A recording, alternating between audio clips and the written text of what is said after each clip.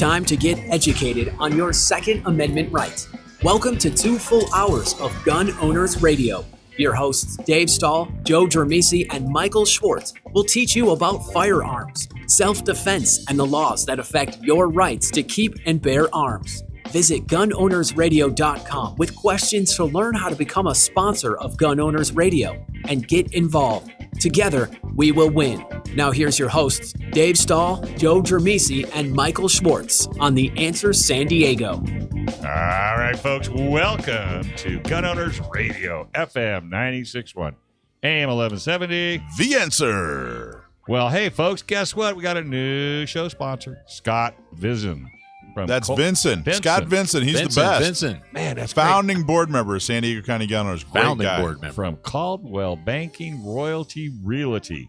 We're so excited to have Scott join as a show sponsor. Scott is a San Diego County Gun Owner Board member, as you just heard. Yeah. He has supported our efforts to defend and restore the Second Amendment rights from the start. So if you're thinking about selling your home, let a fellow Second Amendment supporter and broker, Scott Vinson Senior, Vinson.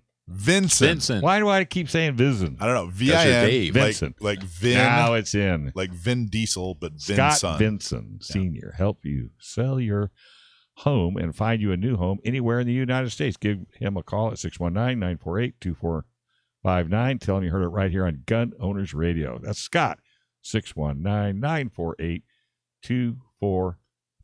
You're the car guy. You got to get Vin, right? I know, but you know it's so funny. It seems like after 4 hours, yeah, all the letters just start. Yeah, all the letters looking start the same. I'm plugging in another headphone. I don't even need it. Well, we're continuing on with medical and first aid training month, and we have some really cool guests coming up. I think we're gonna enjoy it very much. But first, why do ants never get sick? That's a good question. Why? Because they have little antibodies. Yeah. All right. How about that? The show is off to a screaming start. Yes, it is. Brittany was just complimenting us on our. So much for that compliment. We're not getting another compliment. I will get a text. I have a sneaky feeling. That's another story. Well, welcome to the show, Scott Vinson. Thank you so much for sponsoring. Scott really is a great guy. Give him a call. Definitely support him for supporting us. So also, Law Enforcement Training Scholarship. Go to the website. Basically, we're going to have some opportunities coming up for training, firearms training, and we want to help law enforcement officers get the training they need. I think that's one thing we all agree is that cops definitely benefit from more training. If you want to help sponsor, go to the website and help give us a little donation to help sponsor a cop to get some training. And we need to kind of explain something right here because everybody's going, what are you talking about? If I work at my work and we get a Xerox machine, they teach me how to work my Xerox machine. Well, police officers, if they want any additional training, it's on their nickel. Well, yeah, I mean, it's a government budget, and we all know government is generally incompetent, and they can't do much right, especially balance a budget. So when they're deciding, hey, especially in this environment, when you have you have a lot of pressure from small groups to defund the police. Well, where do you think they're going to take the funding? Well, they're going to take it from training. So police officers have an extremely difficult job, and the more training we can get them, the better. Right. So we're not weighing in on defunding or not defunding the police. We're rolling up our sleeves and saying, look, let's get these guys more training. So if you're of like mind and you think that that's a good idea and you want to see law enforcement officers get better and more training without it having to come out of their pocket, go to gunownersradio.com and sponsor a cop, sponsor a Leo to get more firearms training. And you can sponsor it individually. You can sponsor it out of your business. You can sponsor it any way you want. Exactly. No. Okay, that's actually. No, yeah, right? I know. That's awesome. I think I did one. I think I already sponsored a. You sponsored a cop? Yeah, I think I sponsored a cop. We should get We should get Brittany back in here and do a commercial, like a Sally Struthers style commercial. For $3 a day, you could. Can she cry? Can she cry like cry that? on demand? Yeah. Oh, she can cry. She's so good. Just the money in your pocket. You could help a cop shoot better. She's got a race car in her garage. I mean, how many women could talk people into letting her have a race car in her garage? Well, there you go. There you go.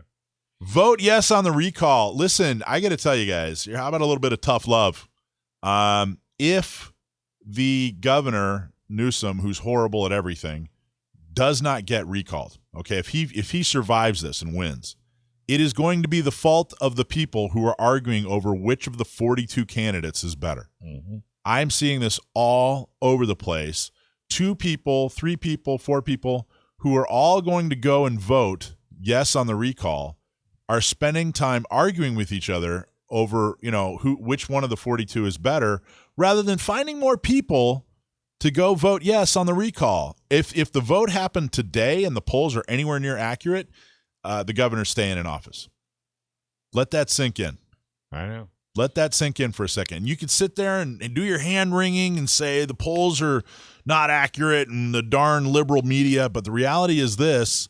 There is no assurance. We are not positive that the governor is going to be recalled.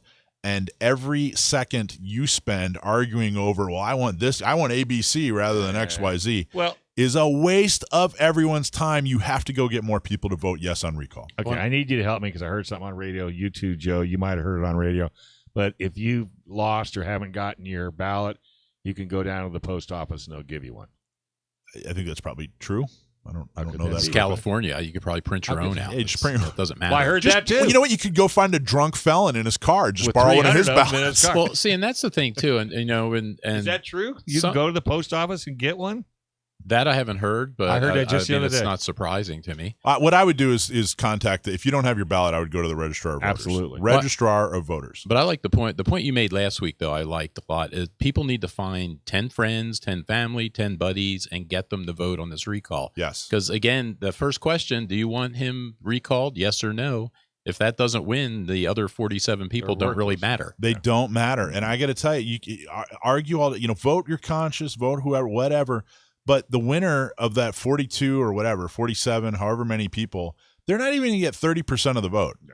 They might get 25. They might get 20. Right. And what you don't want to do is alienate the other 80% or alienate people that haven't decided whether or not they're going to win. If you like ABC guy and you say, hey, this is the guy, he's going to win, he's ahead, and someone goes, no, I don't really like that guy, therefore I'm not going to participate, you've just cost us the election. Yeah, I know. I had somebody call me up the other day. Says, "Hey, what can you tell me about Larry Elder?"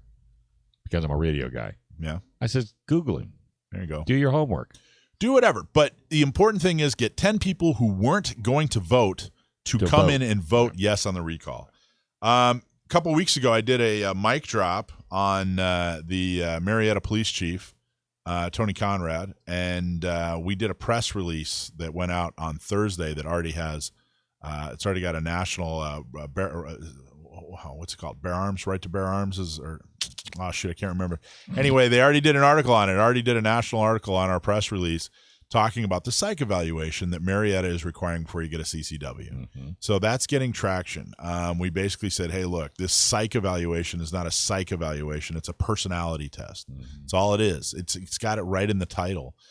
So we're calling them out on that. We're going to try to get that $150 fee lifted for you fine people in Marietta.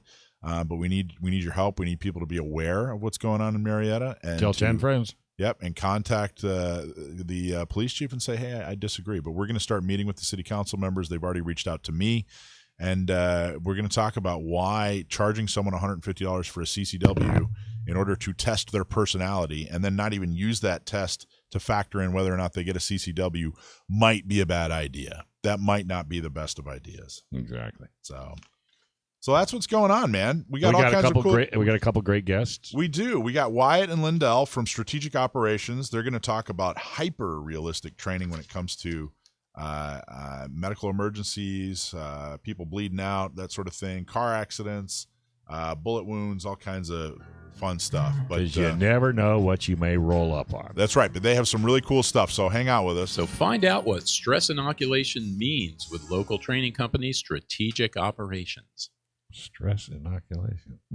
Hey, self-defense and emergencies can happen to anyone, and there's no guarantee that the justice system will be on your side. Gun owners should have coverage for the legal battle after your self-defense battle. While you protect your family and property, U.S. Law Shield is here to defend you 24/7, 365 days a year with comprehensive self-defense coverage at an affordable price. Bad guys don't take days off, and neither does our coverage. And guess what? Gun Owners Radio listeners, you can get a free T-shirt when you join. You just use promo code GUNOWNERSRADIO at uslawshield.com. Stress Inoculation sounds like it was like a David Bowie album, I think. It does. Pretty sure that was a David Bowie. I'm not positive. I'm not a music guy. I don't know. Yeah, right. In the studio, we have Wyatt. How you doing? I'm doing well. Thank you for having me. Awesome. And Lindell? Doing great. Found out that they are both former Navy corpsmen and currently work for Strategic Operations. So tell us about Strategic Operations.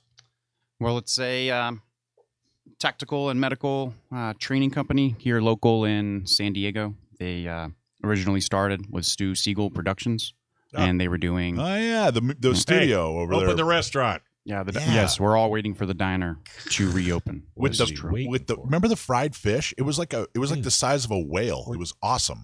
That's one of the best restaurants. And is Stu seriously thinking about? Oh, we're reopening very soon. Otherwise, you can leave now because that was all I cared about. We just want to know about the diner. I want to know if Stu Siegel's gonna. They're all right. They've been renovating it, updating it, so it's going to be good to go. Already good news. Okay, keep going. Back to work. So you're the one making all the noise next door. Oh, yes, I got it. The explosions and whatnot. Well, I'm at KUSI. Oh, yes. And sometimes when you start firing weapons, you do make some of my guests hit the dirt. But That is what we do. yes, you do. So after the events of 9/11, the TV movie industry kind of changed paths because of violence.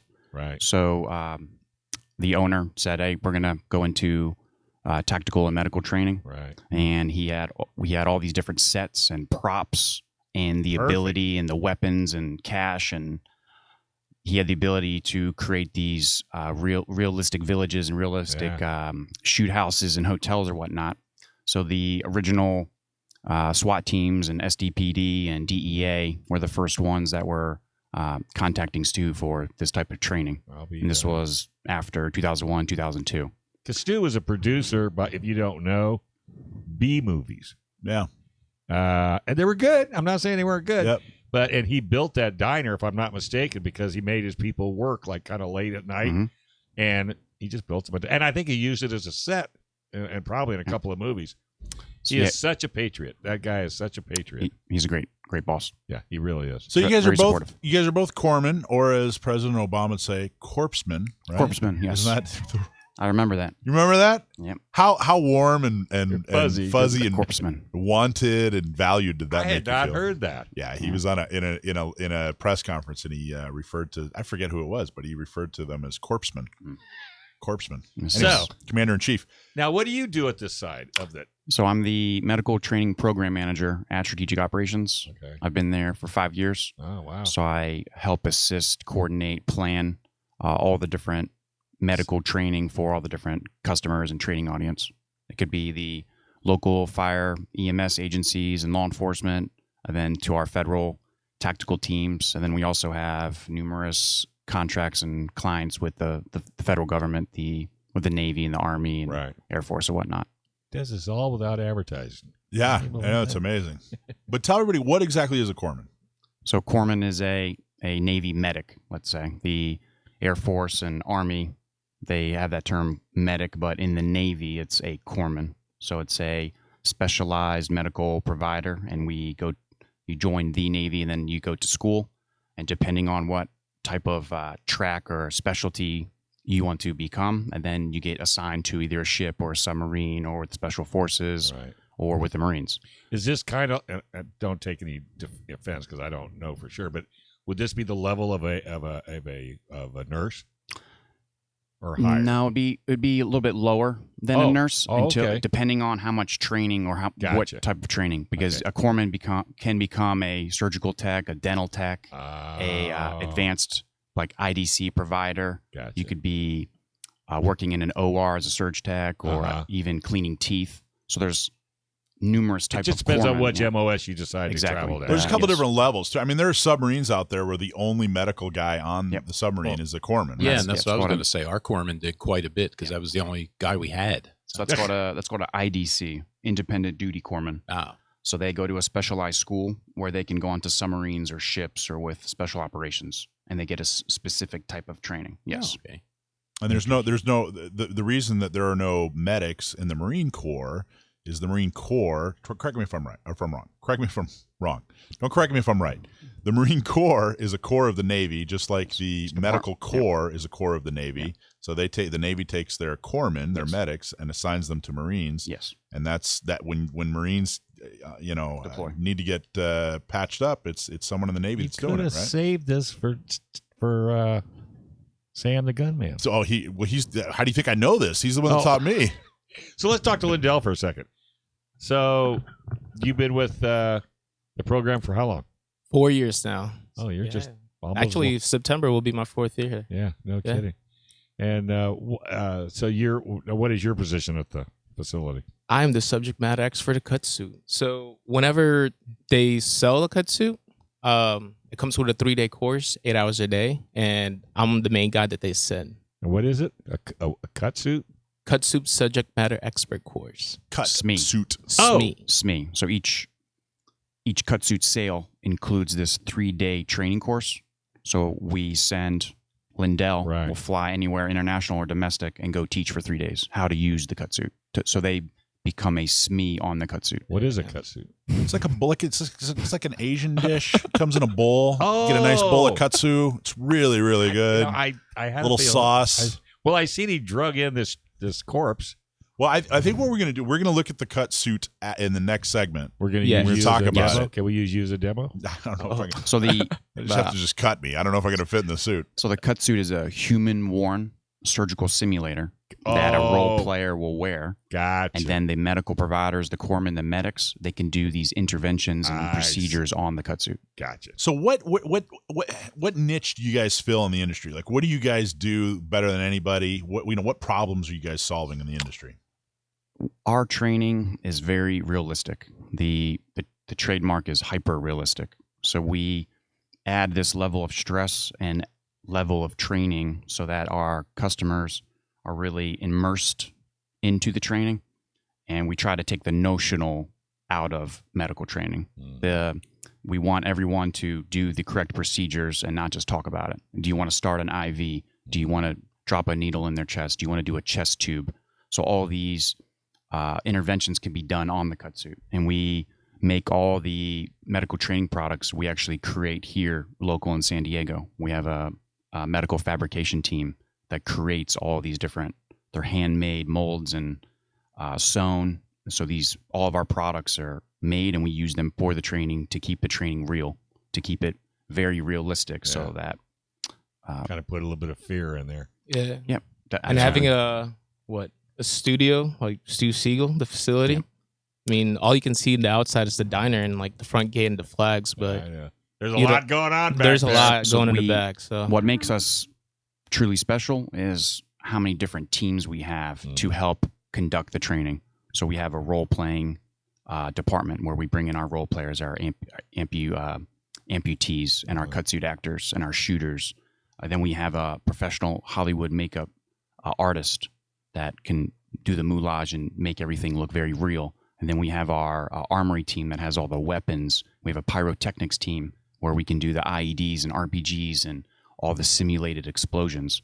And I can vouch for those. Yeah. And then we have the actual village, and we have a simulated helicopter crashes and ER ships.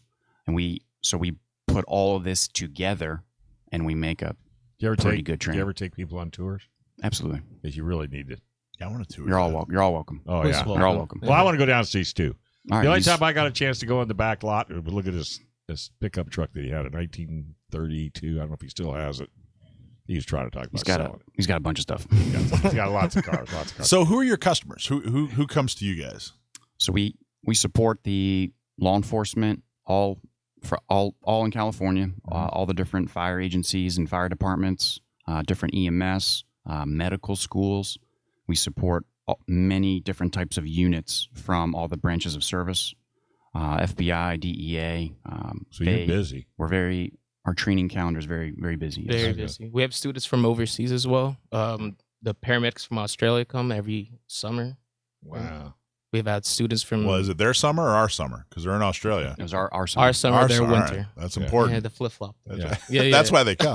They're no dummies. So do you guys then I noticed there's an emphasis on stopping bleeding, stopping hemorrhaging. Yes. But if you're working with firefighters and that sort of thing, I mean, is there burns and that sort of thing as well? Yeah, absolutely. There's many different types of trauma, but depending on who the customer is and what their like training objectives, then you would create the scenarios and the patients on what they're trying to learn. Right. So let's say we're training lifeguards. We're definitely teaching them about bleeding control from like a shark attack. Yeah, I was going to say. If it's firefighters, we're teaching them about motor vehicle accidents, about trauma, about burns. If we have our law enforcement, we're teaching them about penetrating trauma to the chest and gunshots and taking care of their partners and calling for help. Okay. It's only because I'm a car guy, and he knew I was going to do this. Yeah. Did you do any special training when Tesla came out as far as the fires that go within that lithium or that whatever battery he uses? We did not work with Tesla, no. Okay. Because it takes 3,000 gallons of water to put a fire out of a Tesla. Wow. Yeah, it's 3,000. I mean, the battery's just. There's actually a website or a tracker about the Tesla cars catching on fire and autopilot crashes. It's pretty. Well, that's really getting bad. It's getting pretty crazy. Now, go ahead. I was going to say, so a lot of great, law enforcement, firefighters. Do civilians get a chance to? Absolutely. Well, tell us how, like, what? You want to wait till we come back from break since it's 4:29? Yes. All right. But what we want to hear is if you're a civilian, what should a civilian be? Absolutely. What should they concentrate? What should they be most concerned with? And then what kind of classes do you offer, and how would a civilian get involved? Yeah, That's from what we're going to talk minimum about. to maximum. And then we're going to have a bowl of katsu. I already ate. Right here. I like Lindell. He laughs at my stuff. I know. Lindell's going to be here for the rest of the year. The answer just got creepy in here. Look at that. Oh, you love it. Hey, did you know John Dillon is the attorney on the Miller versus Bonta case and the Jones versus Bonta case as well? In other words, he's working to remove the assault weapons ban and working to restore the Second Amendment rights for 18 and 21-year-olds. If you have legal matters that involve firearms, then you need to call our attorney, John Dillon. If you have questions about red flag laws, gun registration, gun transportation, or maybe you need to know that your guns are California compliant. Well, call our trusted firearms attorney, John Dillon, at John Dillon Specializes in California gun laws. Call 760-642-7150, or you can visit his website at dillonlawgp.com. This should have been like our Halloween show, I think. I Do we have a camera on this? Look at we that do. thing. Well, it makes me crying. got a bullet hole in Reminds it. me of Silence of the Lambs. Okay. It was she a great big old fat girl. Yes, sir. She was. Oh my gosh, look at all this stuff. That's All right. so creepy. So let's talk about what we got here. Oh, okay. All right. So, as you can see, we have our cutsuit vest.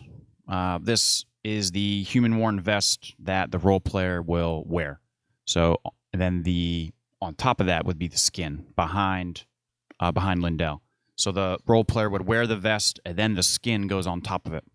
And with the skin, you can do different types of injuries: penetrating trauma, burns, bruising, gunshot wounds, depending on what scenario you're building for the customer. And then the way the vest is created, you can do IVs on the skin. You can suture, perform the chest tubes.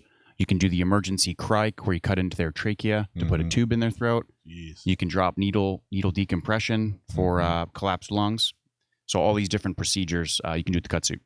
What Lindell's holding now is called the blast trousers. So these are these trousers the role player will wear, and this tube connects to the blood pumping system. Ugh. And this injury pattern is from a blast from underneath the vehicle. Oh, And the wound, the bleeding, is too high for a tourniquet. So they have to pack the wound. So that's what the blast trousers is trying to replicate or train. Oh So my the gosh. wound, so that wound right there has the blood vessel inside, and you can pack it. You can drop your knee on it. You can pack it. You can clamp it, direct pressure. But where the location of the wound is, we cannot use a tourniquet. We have to pack a wound or use a junctional tourniquet or whatnot. And then right here, this is another pair of shorts. And this is a femoral bleed, which is the artery in your leg. And obviously, we have our femur bone sticking out here. So this is another type of moulage. And there's your wound where we can pack it, clamp it, or whatnot. So you made all of these props. Yeah, these are made here local at Stu Siegel. Yeah, these are made. So they're all the wounds and the bones, they're molded, they're dried, they're hand painted. And then we have a sewing shop with multiple people sewing these Under Armour type clothing and wounds. So this is all handmade. I would have loved to have been in that meeting when you guys discussed this is what we're going to do. So, look at that. Is that someone's hand? This is called a degloved hand. Oh. That's a real nice one. Degloved? Degloved hand. They basically lost their skin? And fingers. And fingers and could just get peeled right off. So Wyatt, you said there's actually, you've got arteries in there that you can go in and clamp on these things? So on inside the wounds on the arm, leg, and the blast trouser, there's actually, you can, if you zoom in there, you can see the vessel in there. That's replicating the blood vessel. Right. So they can actually clamp. It's amazingly accurate. And then, so you know where you're going to get your costume for this year, don't you? I want to serve this with a Chianti and some fava beans. This is and he's got that's like a head. All right, here we are. You have an actual head. We have a lacerated scalp. So the role player would definitely wear this hood. And you know that's real hair. I'm going to just tell you right now. Stu Siegel doesn't do nothing cheap. That's real hair. Holy cow. That's another injury pattern. So this kit, he doesn't want to touch it. So this kit on the floor, this is our new kit that the Navy asked us to create for training on submarines and ships. The box? Wow. So this box here, this is called the TAMK, the TCCC Advanced Moulage Kit or Afloat Moulage Kit.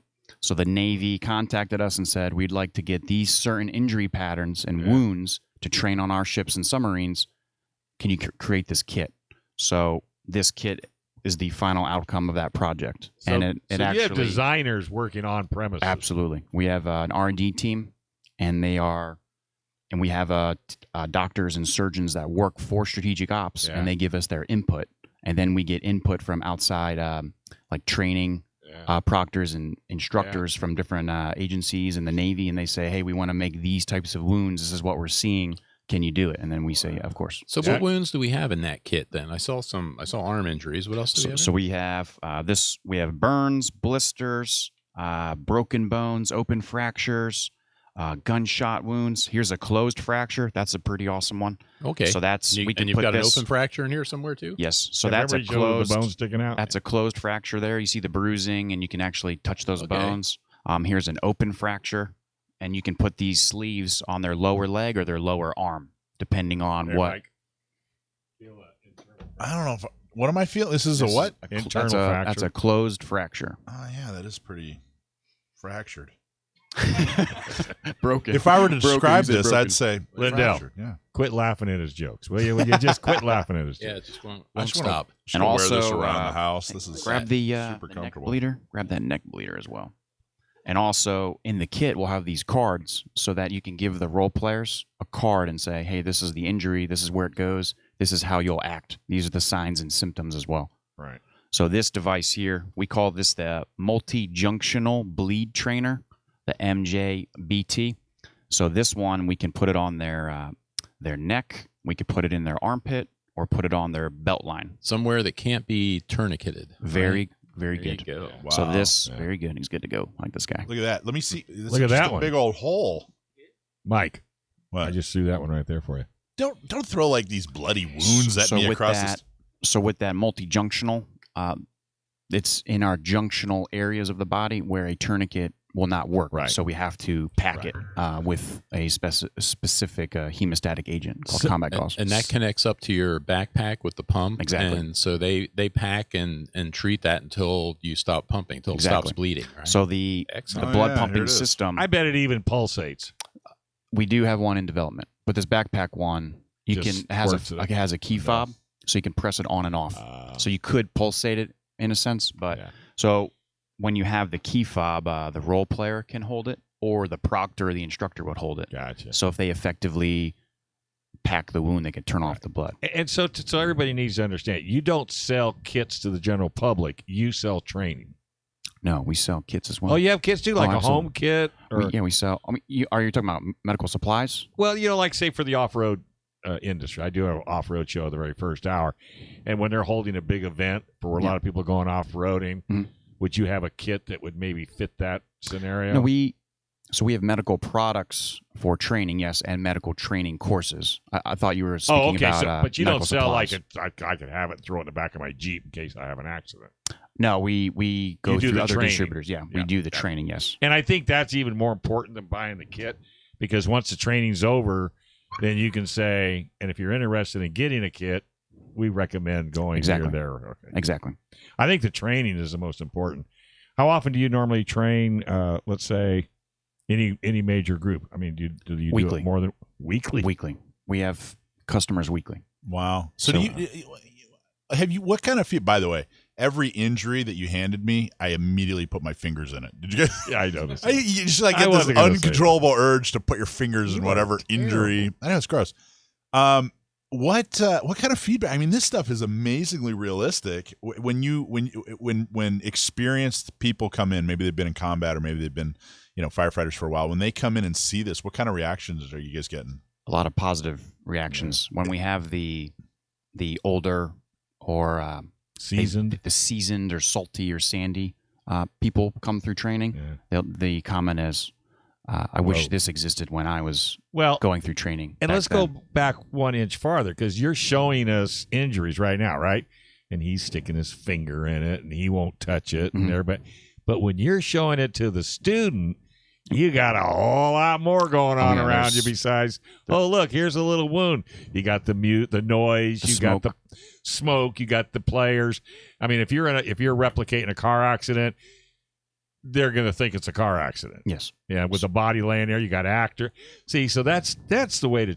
Isn't that interesting that the movie industry would fall into this industry and enhance it? That's what makes it special. Don't you think it enhances? I mean, no matter what other kind of training you get, when you have the facilities that you have at Stu Siegel's, there's not anybody out there I know of that's your competition. We have the ability to make great training magic happen with our. What's this rib cage you got here? This looks like a. Well, that's baby back. No, you put that on first, and then you put the shirt over the top of it. Yes. Look at that. That's awesome. So right here, I want to sauce that up. You can actually drop the needles for the needle decompression here. Right. And then on the side here, we have these bleeder packs where you can cut into the chest tube. And then it even shows ribs where you could actually show broken ribs. The broken ribs we would show on the skin. Yeah. So you only do these trainings in places with really good air conditioning, I would think, huh? Or, I mean, we're outside, definitely. That's pretty hot San Diego. Mostly outside for the training. So if a person was to buy this kit for training, what's the life expectancy?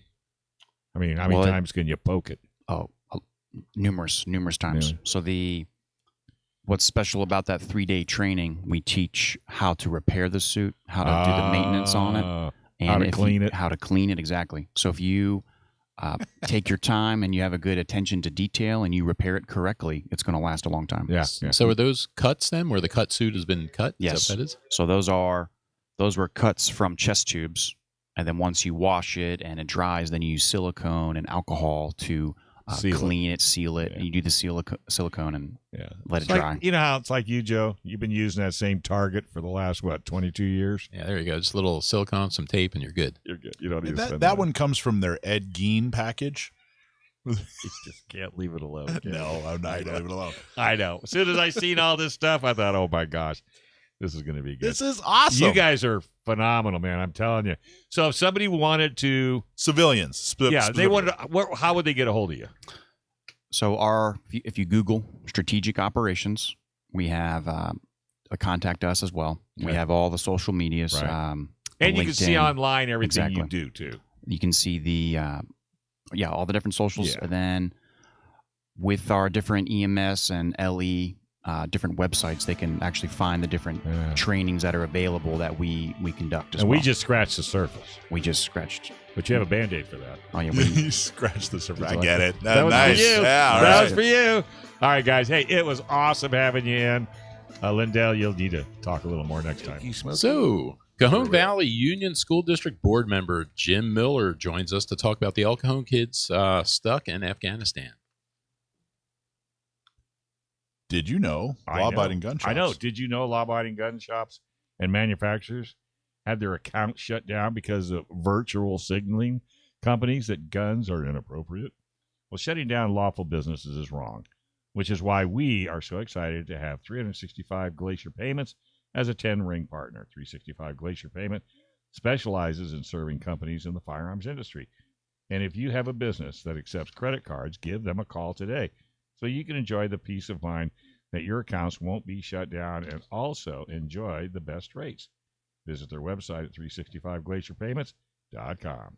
Okay, before we bring Jim on the line, who is awesome, I'm so glad we're going to have him on this week. Wyatt, tell us about, you were just about to tell us about, we were talking last couple segments to Wyatt and Lindell from Strategic Operations and some of the really cool, very, very realistic medical training that you get from them. Talk about the class that you were about to tell us about.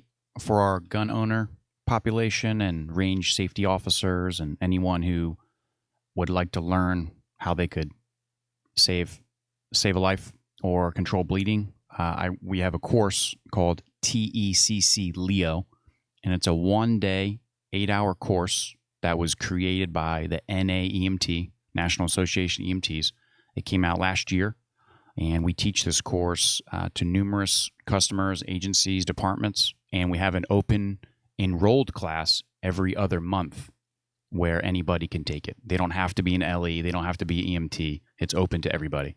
And it's a popular course. We teach the ins and outs of hemorrhage control, how to do tourniquets, massive wound packing with combat gauze or regular gauze, how to bandage wounds, what's the difference between an arterial bleed and not an arterial bleed, how to save lives, put on the chest seals for gunshot wounds.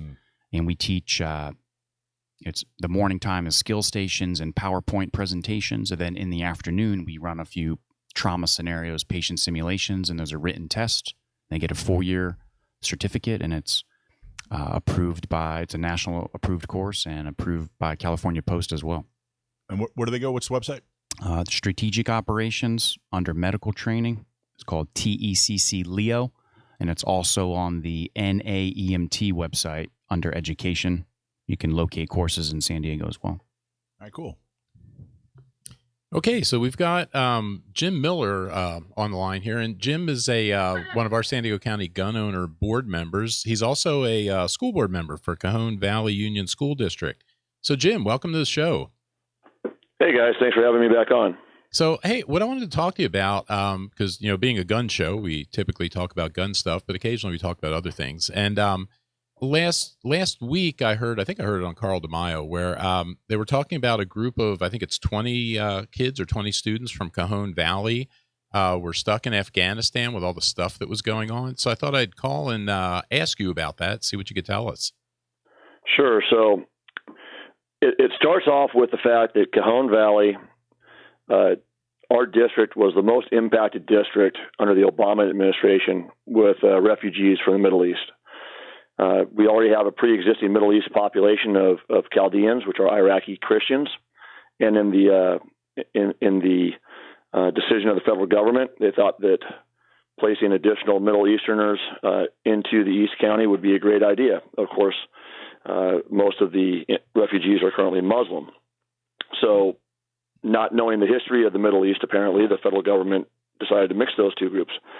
Cajon Valley, we have established a family and community engagement office called FACE, and it has worked tremendously. It's gotten national attention where we go out. We work with our community liaisons. We have something like 67 different languages and sub-dialects of students and families within our borders. And we create liaisons from the community to then reach out to their community members that work with our teachers, our administrators, and they do a tremendous job. We've had this program in place for now 7 years. We found out that 24 of our students and approximately 16 parents had gone back to Afghanistan after school got out in June to visit family because they knew about the drawdown, and they certainly knew that it may be the last time they get to see their extended family in Afghanistan. We then got a call that they wanted to save from a couple of families. They wanted to save spaces because they had tickets to come back, but they were stuck. They could not get out of Afghanistan because nobody expected, or at least foresaw, the Afghanistan government falling apart as quickly as it did, and the Taliban running all the way to Kabul. So they couldn't get out. We then turned and pivoted and contacted Darrell Ice's office, and Ice's office has been tremendous, coordinating with different operations commands and different elements of the State Department to start to collect our kids. So I can tell you as a first announcement, has not been made public yet, but I have authorization to say this, that we have our second family back in California, in Southern California, as of today. Wow, congratulations. Really? So we have 2 families all the way back. We have 4 that have been collected and are supposedly at least in processing within the gates at the airport. And we have 1 we were hoping to have updates on. We still have 1 that's technically in country and still in hostile territory. Now, I want you to think about this and why it's so important for these particular family members. They're already here. And because the federal government gave the Taliban a list of every person that we wanted to bring out, the Taliban have the list of our kids and our families. These are families that helped our military, interpreters and others, special operations, Afghani forces, and family members. So these kids and these families, they're on the target list. We got to get them out of there. But I cannot thank our face office for coordinating and getting these kids' names to the right people, because I want you to think about this too. It's estimated that there's 40,000 Afghan refugees in San Diego County. That's possibly 2,000 students estimated to possibly still be in Afghanistan. But only Cajon Valley has established an office that interacts with the community, so we know where our kids are, so we can go get them. It's a tragedy as to what's going on, but certainly back to Gun Sports Radio, it's men with guns going out in the middle of the night bringing these kids home. And I have nothing but thanks for those who are risking their lives to get these kids back home.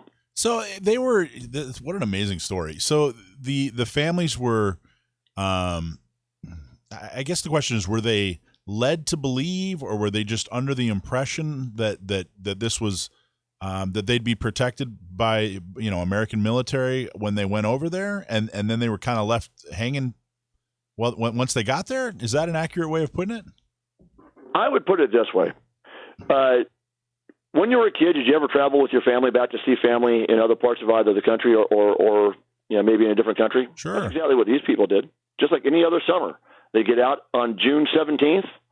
They had plans to be back by middle to late July, right? The drawdown wasn't supposed to happen until August 31st. And once we closed the military air base at Bagram, right, all hell broke loose. Everything turned within about 10 days. Nobody announced, there was no announcement by the federal government to anybody in June, oh, by the way, our 1 remaining military air asset base will be shut down, the last week of July? And as such, no aerial surveillance or air support can be provided to Taliban troops without 6-hour sorties from a different base. Nobody said that. And like you were saying, they just went back to say, hey, we went back to see family. That's all they did. Yeah, no one was expecting that. And apparently we didn't even let our allies know that we were going to do that. We left in the middle of the night. So, exactly. So, yeah, you couldn't expect civilians to know that or be aware of that. No, so they go back again, knowing that there's a drawdown by August 31st, knowing that if they can get back, they had tickets. It's not like they didn't have tickets. They had travel passports, they had their tickets, they had their visas, they had everything that they needed to do to travel back by the end of July, give or take. But the Taliban rushed in, took over everything. So I've had and Mike, you know me pretty well, I try not to argue with people when I don't have to, but I get a little upset when people are saying, well, why are these people so stupid to go to a war zone? Well, they should just be left there. Really? Again, these are just kids traveling with their family to see their family back at home, knowing it might be the last time. And supposedly, the United States military was not leaving until the end of August. Well, Nobody could have predicted this from their viewpoint. Yeah, all right? Maybe of course some not. high-level think tanks could have figured it out, but not the average kid going back with mom and dad to see the family. Well, and I don't, a lot of people, hey, we should have left Afghanistan. We never should have been in Afghanistan. We should stay in Afghanistan. I don't care where you are in the argument, whether we should be there still, should have left earlier, whatever. I don't think there's a person out there that can defend the way they left over the last couple months or last month or so. What a complete and total soup sandwich. Oh, yeah. And there's, if you screw up government, and you end up spending too much money or something like that, okay, fine. But when you screw up government on this level and people die, there should be some severe accountability. Severe. And these are our kids at this point. They're our kids. We got to get our kids back here. Thanks, Jim. Thank you, Jim. Keep up the good work. Thanks for having me on. Yeah, let us know how it goes. Will do, guys. All right. The CDC renews its efforts to cast gun violence as a public health crisis. We're talking about it next. Hey, Blackout Optics. Accurate, affordable, guaranteed. Sporting optics that go the distance. Backed by customer service that goes that extra mile. Great guys, great products, and great company. That is making optics affordable. On top of quality optics, they pay close attention to the customer experience. And did you know their scopes come with mounts, so you don't have to worry about finding one that fits? Great optics at an affordable price. Ask them at your local gun store or find them online at blackhoundoptics.com. Hey, Joe, what do you got? So we got an article about the CDC taking aim at gun violence. So again, this isn't I guess this is a new thing, but the idea is not a new thing where you use a government agency basically to attack gun rights in this country. And it used to be that the CDC, at least for me anyway, I always used to think, okay, that's the last word in medical stuff or disease, public health, things like that. And I know my opinions changed drastically over the last 18 months regarding the CDC and what they know or don't know, and really how honest they are and how legitimate they are. But when you start talking about gun stuff, and I don't like to use the term gun violence; it's a dopey political term. But when you start just looking at, let's say, people that are killed or injured by criminals or by other people that use firearms. When you start calling that a public health crisis, then that brings in other things. And that's the approach used here. And the CDC has done this before. And in fact, Congress back in, I think it was 1996, passed the Dickey Amendment, I believe it was. And specifically because the CDC was getting involved in gun control stuff and promoting gun control. And they passed this amendment that that essentially said that you can't use federal dollars, or they can't use federal dollars to promote gun control. And you'll hear the left a lot of times say, well, Congress stopped the CDC from studying gun violence and stuff. And that's not really true.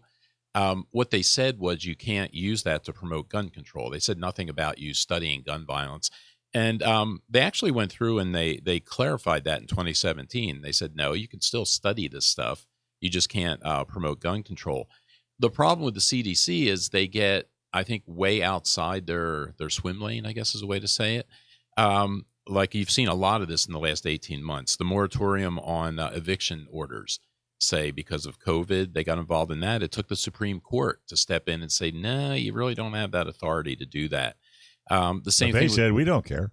Oh, and that's right. That's what happens now. And, even the kids going back to school, do you wear masks? Do they not wear masks? Do they have to do this? They have to do that? Instead of basing, those kinds of decisions on science, which they always say they do, they were influenced by the teachers' unions basically, and they openly brought the teachers' unions in to get guidance on how to do this. And that's not what the CDC is supposed to be doing.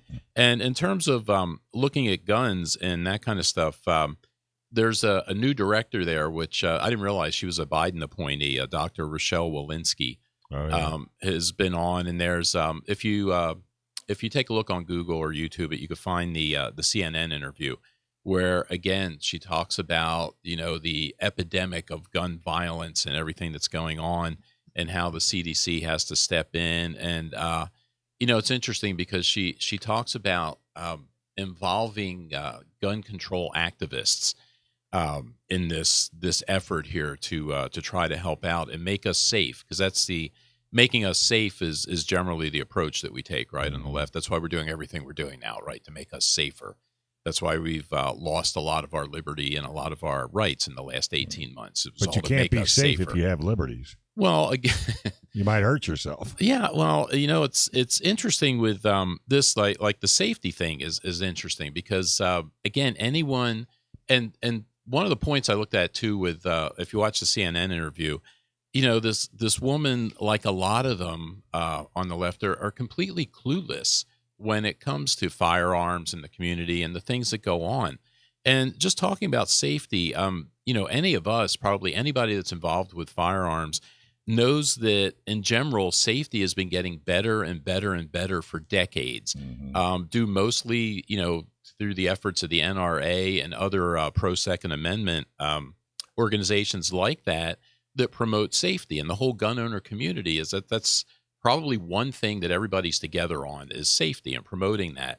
And just, looking at it, I looked at 2017, was the last year I saw for statistics on it, 486 fatal accidents involving firearms out of 340 million people. And that comes out to, they say, about 0.3% of the 169,000 fatal accidents from everything in the country that year. So, it's hard to imagine us getting any safer with firearms. I mean, if it's down that low anyway. So again, they just use this as an excuse, really. And, if you can say it's a public health crisis, that frees up a lot of, it gives them a lot of different tools, I guess, that they can use to go around Congress, to enact things that they can't necessarily get through Congress, even when they control Congress like this. And so I think it's a really dangerous road to go down. And like we talk about on here a lot is, the real way to stop this kind of stuff is to stop it before it gets started, to elect the right people, to get the right people in office so you don't have these kinds of problems. Again, she was a Joe Biden appointee, which I didn't realize till I started writing this. So, she's fairly new to it. And this is the kind of stuff you see. You get, again, the wrong people in office, and now you get these issues like this. And like Michael's always talking about, people need to get out, people need to get involved, and stop this stuff before it gets this far. Well, the whole idea that they're for gun safety, I'll buy that the day they actually teach some kind of gun. Where do I learn their gun safety? Do they have a class? Do they have a seminar or something? I've never seen them. They say they're all about, gun safety, right? I mean, that's their big thing is they want us to be safe, and, they're not trying to take our guns. They just want us all to be safe. Okay, cool. Where's that class? Where's that curriculum?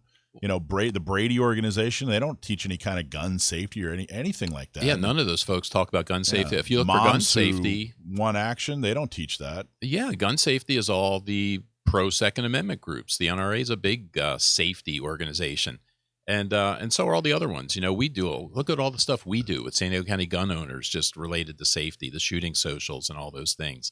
That's where safety comes from. So again, it's kind of a fraudulent thing, and it gets back to the people we put in office, and that gets back to what you were just talking about with the recall.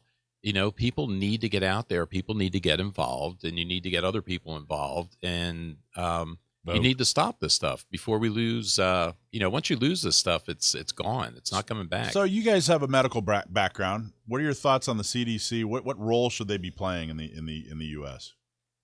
They should be using correct data and then providing guidance, but not setting anything in forth. Mandating public policy. They're out of their swim lane. I agree completely on that. Well, see, and that's a great point too with the providing guidance, because that's something we've lost with our government, certainly in the last year, probably the last 10 years or so, is, provide guidance. If you tell me, you think vaccines are a good idea, suggest that, okay, everybody should get vaccinated. We think it's a good idea, but don't come out and mandate to me that I need to be vaccinated, just using that as an example, that I'm not going to be able to go into a restaurant. I can't go into a store. I'm not going to be able to work because my employer is going to force me to do it. Charge you $200. Well, yeah. And $200? Yeah. Delta's going to charge you $200 a month to add to their insurance policy because there we go. You're not vaccinated. NRA annual meeting canceled. Oh man, do I get my money back? Did you pay money? Oh, because it's free. So if you paid somebody money, gotta see if you can get it back. Maybe that's a good new scam. I'm going to start running. I need you It's as for my Dave agent. anyway. I need you as my agent. Hey, PRMI Mortgage, primeres.com/Alpine. If you're in the military, are you looking for help with a VA loan? Well, if you're looking to buy, refi, or if you're just considering a reverse mortgage, call our local mortgage guy that you can trust. Call Chris Wiley at PRMI Mortgage. For nearly 25 years, Chris has been helping local San Diegans with all their mortgage needs. Give Chris Wiley a call at 619-722-1303 or primeres.com/Alpine. All right, so we have some very cool guests on the line to talk about the NRA annual meeting that got canceled. Charlie Cook and Amanda Suffecool. How are you guys? I am great. It's Awesome. a tie. Right on cue. So Charlie, talk about what the cool grams that you do. So I do these things called gun grams, and I put my two worlds together of being a musician and being an instrumental music teacher. And I play the trumpet with one hand, and I shoot a gun with the other hand. And I do this at the same time, and I shoot into the rhythm of the songs that I'm playing. Lindell in the studio here is nodding his head. He can't wait to check it out. I like Lindell. What are you doing next week? I want you back in the studio. He's ready. And Amanda, talk about the show that you're a part of. Well, I have a nationally syndicated Pro 2A show called Eye on the Target Radio, where I talk guns and concealed carry in the local current climate that is a Second Amendment. Awesome. And you guys were all set to go to the NRA annual meeting. Where was it this year? Supposed to be. It was, Houston. It was supposed to be in Houston. And I've actually been to an NRA meeting in Houston. A few years ago, they had it in Houston. And it's a nice little town, and they do a pretty good job. But generally, Charlie, you've been to the NRA annual meeting before. Describe what the NRA annual meeting is all about. I have not been to an NRA annual meeting, which is why I am even more let down. I have been to the Gun Rights Policy Conference for the last 6 years, and I will tell you, I assume it's more of the same, but on a bigger level. Amanda, have you been? Oh, yeah. All right. I've been. Lay it out. Tell everybody what it is. So there are a couple different major shows across the country that are Second Amendment. And so if anybody has been to SHOT Show, that is actually like the gun dealer show. The NRA is actually for the end consumer. And so it is every gun manufacturer, every accessory manufacturer. They're all there talking to the end consumer about the newest things and what's there and what's coming and all of that. So it's a great opportunity to just see, to be embedded in the gun community, if you will, to see what's new, see what's coming, see what the future holds. And so for some who have been to like SHOT Show, it kind of is more of that. But since we've not been to NRA for now 2 years and SHOT Show for a year, we don't have a clue as to what's coming up. Yeah, the NRA, it's big. It's like a gun show, but then there's also they have guest speakers. I saw Glenn Beck a few years ago give a fantastic talk. NRA leadership comes out and they talk. Who are some of the other? A bunch of people. I saw Jeff Foxworthy show there. He was he opened up for Mike Huckabee. And I got to tell you, you see Glenn Beck and you see Mike Huckabee, and you see some of these folks on TV and kind of listen to them interview or whatever. And they're, whatever. You may like them, may not like them. In an environment where they're giving a prepared talk in front of a crowd, outstanding. It's a whole different experience. It was really outstanding. I was seriously on the edge of my seat. I thought it was really great. Plus, they like what they do. Yeah. Yeah, and the other thing to it is that there's been this growing thing of the NRA women and what they're doing. And so for NRA Houston, there was an event that was most of the day on Friday for the Women's Leadership Group. There's a new energy breakfast that was happening on Sunday. There's a fashion show that was happening on Saturday. There was so many different things that were specifically focused toward women and concealed carry and women promoting the Second Amendment, and all of that is just gone. And it was cool. Just walking around, you'd get to. I saw. I met and spoke with Meghan McCain years ago. She was there, and I spoke with, of course, Chris Cox and Ted Nugent. I got to meet Uncle Ted, which was honestly, it was one of the highlights of my life. Meeting Uncle Ted. I was a big fan when I was a kid, and I got to say hello to him. He saw us from California, and he said, "You're in the belly of the beast, brother." And I said, "Yep, that's exactly that was a highlight of my life right there." With Ted Nugent. Was he on Red Dawn? He was not in Red Dawn. That's your other highlight. Of basically, his whole life is kind of Red Dawn. I mean, he kind of lives his life as if he's in Red Dawn. But yeah, and it's a lot of fun. And of course, they do a little bit of business. They the board meets and they do some business. So you guys were all set and ready to go. You guys were actually going to help do the fashion show, right? Mm-hmm. Yeah, Charlie and I were both we were going to MC the concealed carry fashion show that was happening on Saturday. And how did all that happen? Like, how did you guys get involved in the meeting? Because it's been a little bumpy for the NRA. I feel like it seemed to me like they were kind of trying to revamp things this year and draw a crowd and get some interesting folks in. You guys are definitely leaders. I think you guys were kind of an attempt to make it a little bit more, a little bit more fun, a little bit more, trying to get some new fresh faces in there, I guess. Rather than, obviously they can't get Oliver North to show up anymore. He's not going to go. So, right. So, how did you guys get involved? Well, I actually roped Charlie in. I had gotten a call from Susan LaPierre. Well, I'd actually gotten a call from Barbara Rumpel, who was on the board. Right. And so Barbara Rumpel called me, and then she connected me with Susan, and then Susan connected me with some of the folks who are in Virginia and the event planning group, and it just kind of went from there. That's awesome. Charlie, how hard was it to get roped into a fashion show? Easy. Yeah, let's hard. Face it, the fashion show is where the women are, so I'm more than willing to go. That's so noble of you, Charlie. Noble. I know. I'm taking one for the team, guys. That's awesome. You have to understand that Charlie's really brave because he allowed me to rope him in a couple of years ago, and so Charlie and I have done this as co-MCs a couple times. And we were both, but he was featured in a Vice documentary in, what was it, 2017, Charlie? 2018. That was when GRPC was in Chicago. Well, we did that. That was the HBO one, the Vice one. Oh, the Vice one. So yeah, which was in Cleveland. What happened? Yeah. So the quick version of the history between Amanda and I is Amanda had a radio show in Cleveland.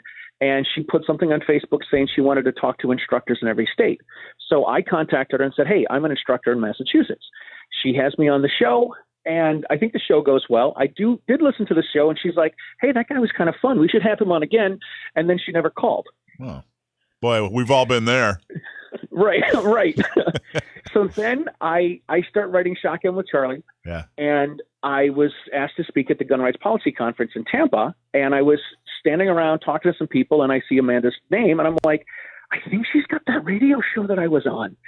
So I said, hey, don't you have a radio show in Cleveland? She's like, I do. And I'm like, I was on. She's like, oh my gosh, it's great to see you.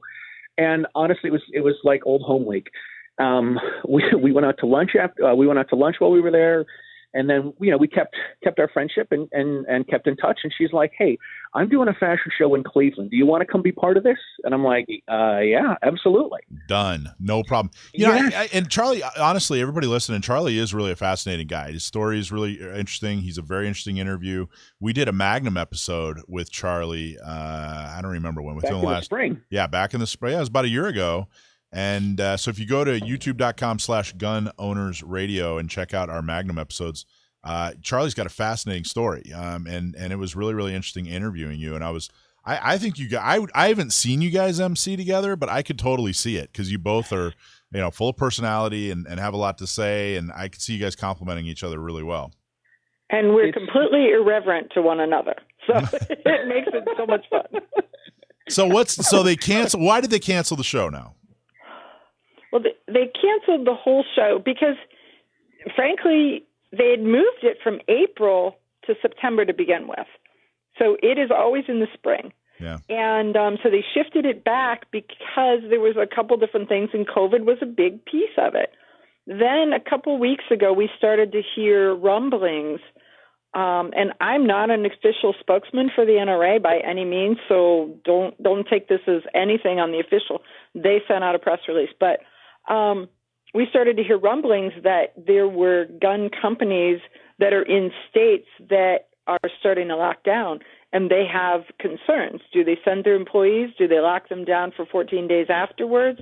What do they do? And do you want to, in a state that looks like they're ramping up the COVID, do you want to subject your employees to 80,000 patriots all in one place and be accused of being involved in a super spreader event? So companies started pulling out or shifting or showing concern. And then it's just the legs fell out from under it, is what I think. I guess that makes a little more sense and seems like a little bit more sincere than some of the whispers I've been hearing. If you are in one of these states and you got to try to make – what a pain this whole thing is. Mm-hmm. What a pain this whole thing is. I mean, it just seems like, when is this going to end? I mean, and it doesn't have to be this way, but oh my gosh. All right, so what are you guys doing for the concealed carry fashion show? Are you guys going to move it somewhere else? Are you going to wait? Or what? Are you going to hang on to him? Oh, yeah. We got a whole bunch more questions. All I'm right, still so going. don't go anywhere, guys. Oh. I'm the engineer of this train. It's only on 2 wheels, but we will make the turn. Well, we're super proud to have the National Concealed Carry Association as a 10-ring partner. NCCA exists to serve the Second Amendment community by providing a nationwide network of 2A advocates. They offer elite self-defense and concealed carry training from the nation's top instructors, and they provide rock-bottom prices on the best selection of gear and accessories. You can learn a whole lot more from National Concealed Carry Association.com. All right, we're talking to Charlie Cook and Amanda Suffecool about the cancellation of the NRA meeting, the annual meeting. Unfortunately, it was supposed to take place in Houston, but I guess Houston had a problem, and that was that. So, all right, so what are you guys doing about the CCW fashion show? Are you guys going to try to have it somewhere else? Or are you just going to wait, or what do you think? Well, we are doing another one at the Tommy Gun Warehouse in Scranton, Pennsylvania in October. And but the one at NRA has to, in order to be the one at NRA, has to take place at NRA. Sure. So chances are we're going to toss our cards back on the table for the April event that's taking place in Louisville, Kentucky. Nice. Okay. Why not have them at gun prom? Maybe next year we can do that. Wouldn't that be a thought? Yeah. So we can do that. I have a question, though. Amanda, what does a concealed carry fashion show actually look like? I don't know if I've seen one of those. Well, there's a Vice documentary that you can watch called Packing Heat and Heels. It'll show you the whole thing, including all the backstory stuff. But it really is just we get a group of volunteer models, so it's a ball. It's faces and people that you know or you've seen or you know of, all hamming it up on the stage, showing you what you can't see. And so Charlie and I take turns doing definitions of lockable, zipper, concealed, or it's this or tucked and lifted or whatever the verbiage is that each of the vendors recommends that is being said. And really you're watching, as part of the audience, you're watching the model come down and trying to figure out where they're concealing. And then they do a reveal. Yeah, that sounds great. Yeah, that is cool. All right. Hey, so Charlie, what were you looking forward to most about, was there anything else you were going to do there other than the fashion show about the NRA annual meeting? Oh, absolutely. Every place I go, I get a riding shotgun interview with someone. So I was going to borrow a friend's car, and I was going to try to spend some time knocking out a couple interviews in Houston. Night. Who did you have lined up, or can you not say? I didn't have any. I had a couple people lined up, but they weren't 100% sure what their schedule was going to be like. The most important thing for me is to be able to borrow a car from somebody. So that usually involves food and maybe a couple of drinks. When are you going to come? When are you going to come out to San Diego? I got a 2000 Jeep Wrangler. We could hook that up with. Let's do it, man. Let's do a fashion show at the Gun Prom next year. That'll be a perfect place to do it because everyone will be dressed up, and we'll do a riding shotgun then. I would love that. I'm one of my crazy goals is to do a show in every state, and I've got a lot more states west of the Mississippi that I need to get to, and California is definitely one of them. That'd be cool. We should seriously talk about that and see if we can coordinate getting you out here to the western states. I'd love it. Yeah. So what do you guys think in general about, the state of Second Amendment activism? I think there's a lot of things to be positive about, but it's still such a brutal environment. What do you, Charlie, why don't you start first? There is often a lot of infighting. And one of the things that I've noticed is we have the NRA guys, and then we have the Second Amendment Foundation people, and then we have the GOA guys, and then we have the FPC, which is a little bit of everybody.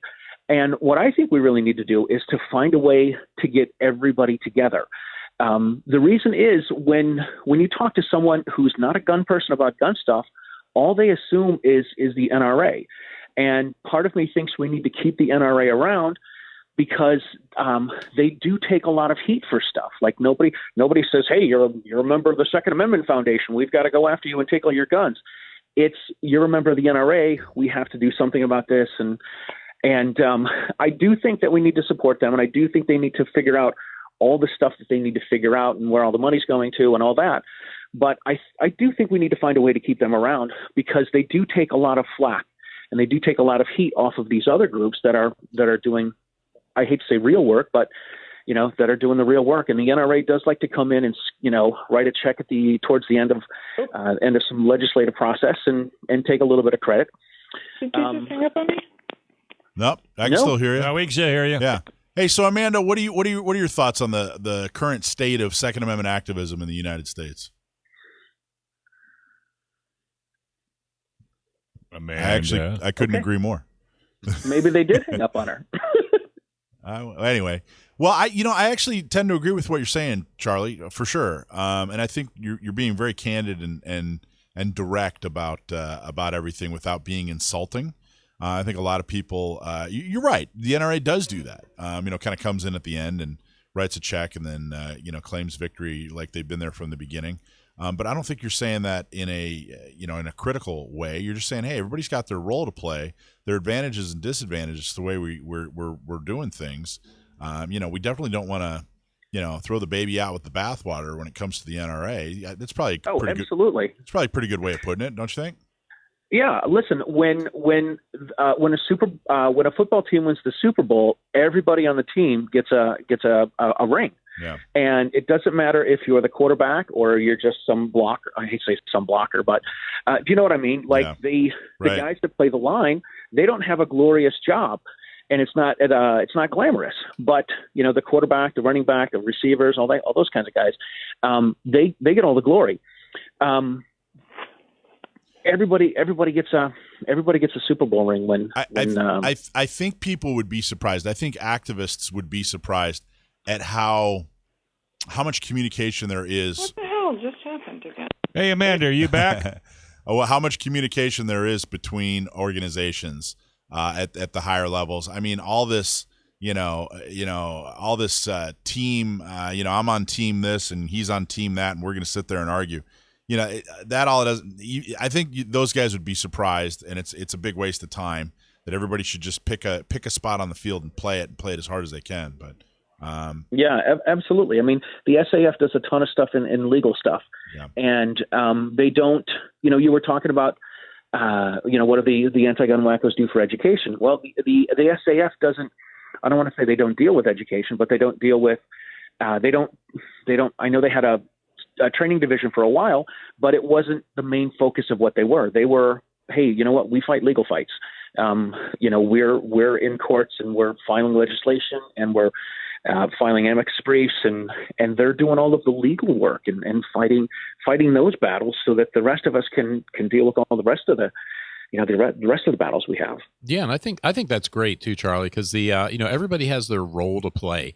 And I agree completely with what you're saying, about the NRA as well, because, whatever problems they're having lately, you have to remember, and gun owners need to keep this in mind, that we have guns today and we own guns today in large part because of the efforts of the NRA over the years, So, some of these people that have a big issue with the NRA and they're ready to abandon them or something, I think that's the wrong way to go. And I agree with you completely. Everybody's got their role to play. They'll fix what they need to fix. Gun, they're saying the NRA needs to go away. Oh, people do that. Yeah. Right. By the way, we got Amanda back.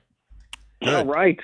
So we can stop talking about her. Amanda, we were just talking about the current state of Second Amendment activism in the United States. What's your opinion? How are we doing?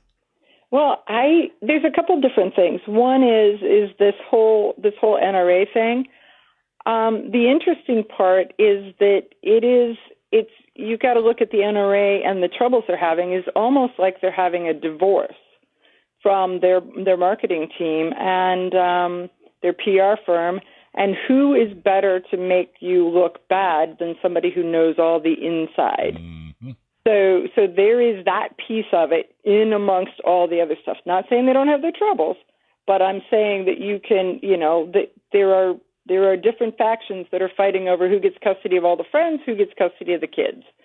And as you listen to the stories, think that through and then say, who's going to benefit from this when they roll whatever the story is out. The NRA is the group that all the legislators talk about, they're concerned about. They understand that though the NRA may have 5 million, 6 million members, they really have double or triple that because there's somebody in the family who belongs. Everybody else in the family votes in that same manner. They talk to all their friends. So it is the biggest elephant in the room, and the next largest organization is only just shy of 1 million members. So it can't, if we're going to survive the Second Amendment fight, it can't go away. I agree. I totally agree. And on with a but. But I agree. And on top of that, some government, or I should say, some enemies used government because they saw, they smelled blood in the water. They saw there was weakness, and so they went after. They used government to go after NRA and did even more damage. I agree with everything you said. My but is Wayne should have left years ago, 2-3 years ago when all this started, and I think it was It's extremely selfish that he's still there. And that it has nothing to do with the Second Amendment that he's still there. And I was standing by him, but when I started seeing people like Chris Cox leave, okay, you know what? Your ship is sinking. Do the right thing. Get out of there. You've been making $1 million a year for at least a decade. Go right off into the sunset. But NRA as a concept and as an organization is extremely important. The role they play is extremely important, and we should do everything we can to salvage them and make sure that they stay there. I totally agree. Yeah, it's bigger than the NRA is bigger than any one person. But but your question wasn't really about the NRA. It wasn't. It was about the Second Amendment fight across the board. Yes. And even though it looks right now like we're the ATF and David Chipman and the bump stock thing and the arm brace thing and the 80% guns, it looks like all of those fights that we're fighting tooth and nail, and we are. But look at the stuff that's happening on a state level. What's happening is that so many of the states are now passing constitutional carry. They're passing Second Amendment sanctuary. They are invoking states' rights and telling the federal government to get their nose out of it. And so though it feels like we're losing on a national level, the states are digging in. And I think that we're actually moving forward in a way that when you really, really start to move all the playing pieces and look at it again, we've gained ground. Well, the states are doing it quietly, and the media hasn't picked up on it yet. Correct. And I think as long as we stay under the radar, I think all of a sudden they're going to look up and say, hey, where'd these guys come from? And look what they just did. Right. I know. Exactly. Great having you on. Sorry you dropped off line. Get that guy next to you to pay the bill. Come on. Get you a better phone. All right. Hope to see you guys out in San Diego sometime. Mike, last words? No, thanks so much. Charlie Cook and Amanda Suffecool, you guys are awesome. Absolutely. Talk to you soon. Change space. We live in a state. I know we do. We do live in a state where your self-defense rights are under attack. Let us be your voice to help defend and restore the Second Amendment. Help spread the word about the fight.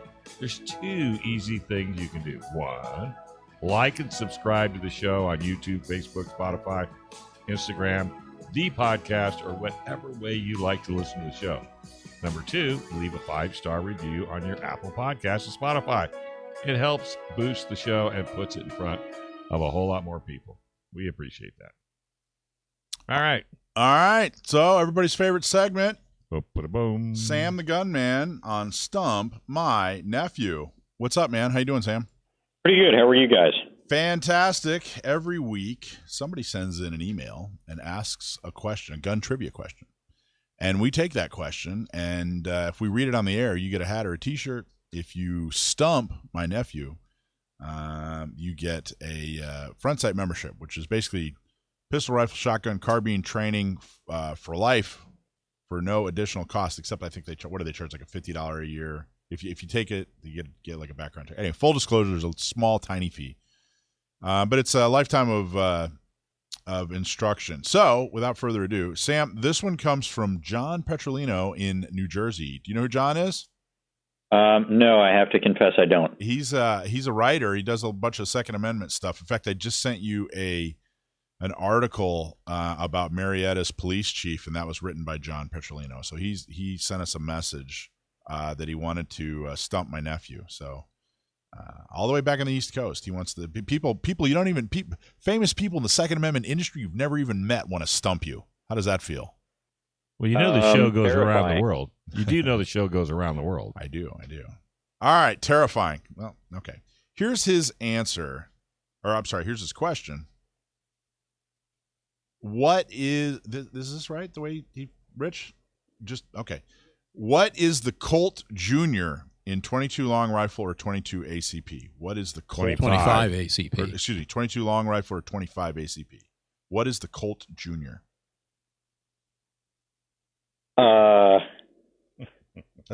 I honestly have no idea.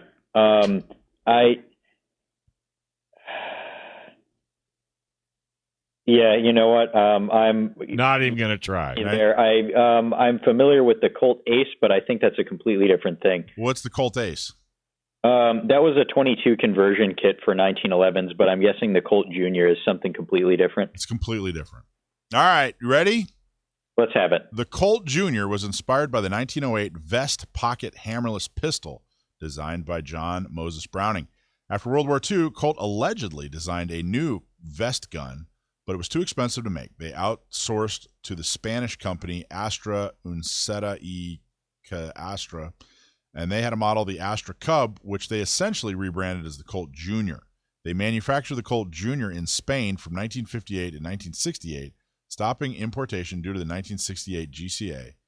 In 1970, Colt utilized a loophole by having parts imported from another company, the Firearms Import and Export in Florida. They continued to assemble the firearms until 1972. The prefixes on the serial numbers denote those pre-68 fully assembled imported models versus the 1970, 1972 imported as parts and then assembled in the U.S. Whew. How did you not know that? I don't know. I've heard of the Astra Cub, but I had no idea Colt sold them. Yeah, well, the Colt Junior, that's what it is. The Colt Junior.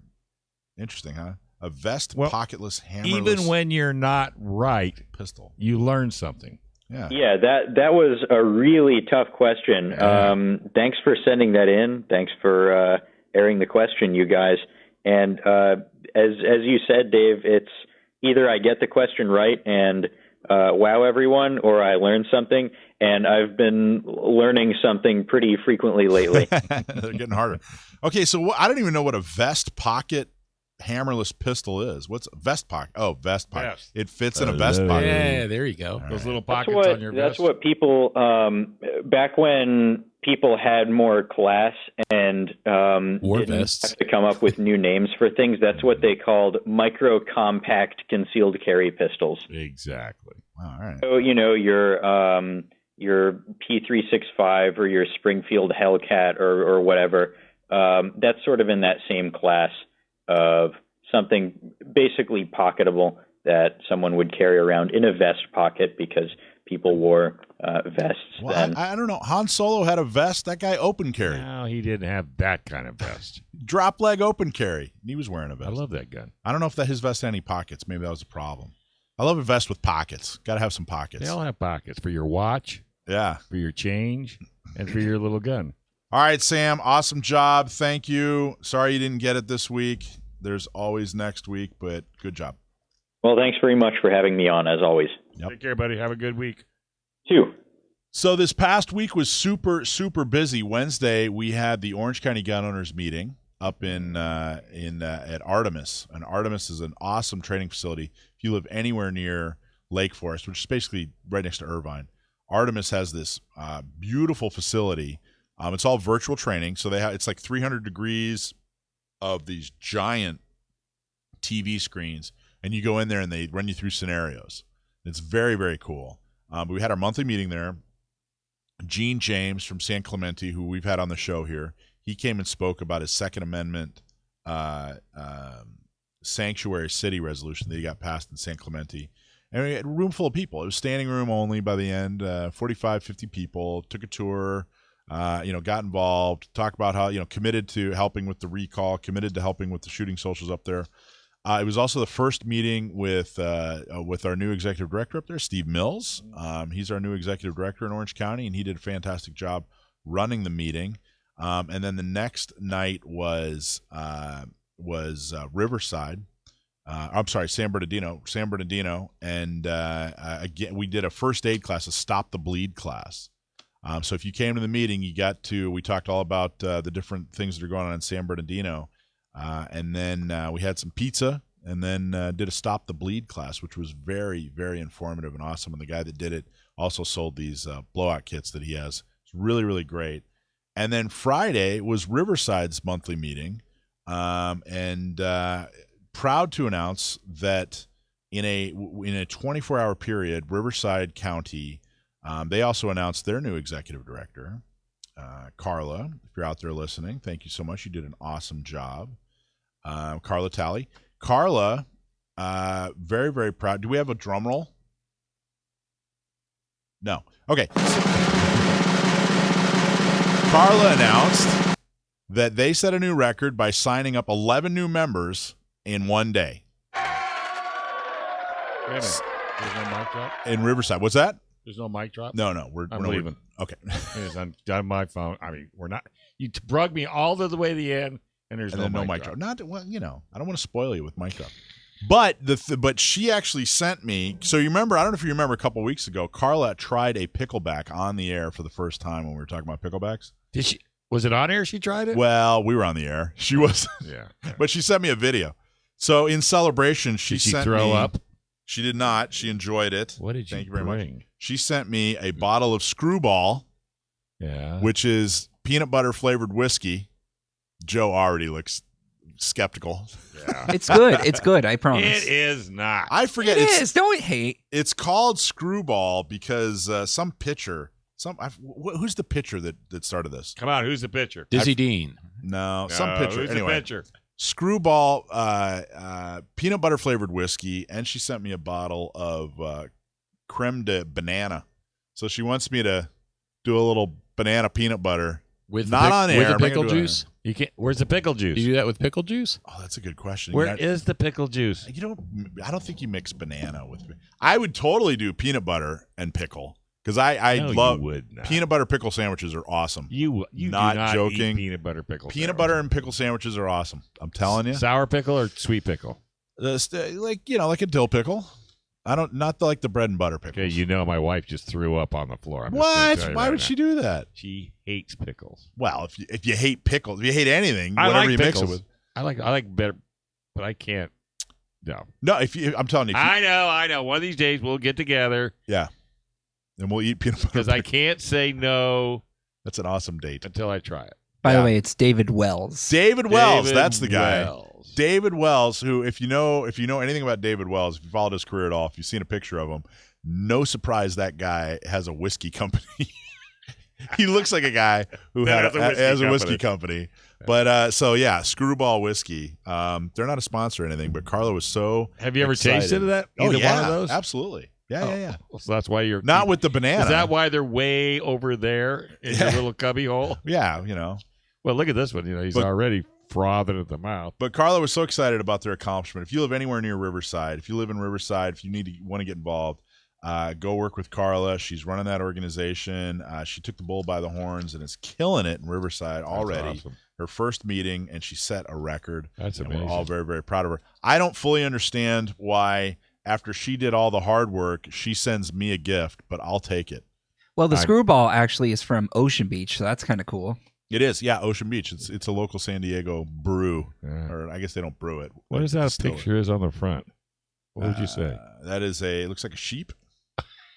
Okay, let's just move right along. Yeah, I don't really Hey, understand Bob that. Siegel's coming up next, everybody. Don't touch that dial, because that is important that you know that.